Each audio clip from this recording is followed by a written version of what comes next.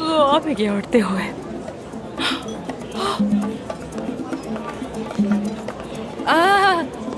आमिर, तुम अफसन, तुम ठीक हो ना? आमिर मैं ठीक हूँ, ठीक हूँ, मैं ठीक हूँ, मैं ठीक हूँ ना लड़की। क्या हुआ? हाँ, क्या कुछ हुआ है हमें? क्या क्या क्या?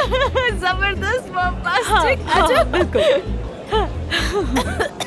मानो प्लीज। बिल्कुल ठीक है। हम कुछ नहीं हुआ हमें। सुन रही हूँ, मैं यही हूँ। हाँ बिल्कुल, बताओ क्या बात है। पहले तो ये बताओ कि तुम यहाँ क्या कर रही हो?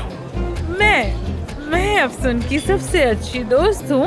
सब छोड़कर आ गई इसकी मोहब्बत में। अरे ये तो शेर बन गया। लेकिन मुझे तो कुछ और कहा था। क्या कहा कि था यहाँ मैंने? लड़ाई हो गई है, तुम लोग परेशान हो, इसीलिए तो घबरा के आ गया मैं। बिल्कुल दुरुस्त कहा। हंगामा हुआ, लड़ाई हुई, बहुत बुरी हालत भी हो गई और यहाँ तक कि एम्बुलेंस भी आ गई यहाँ पर। एम्बुलेंस? हाँ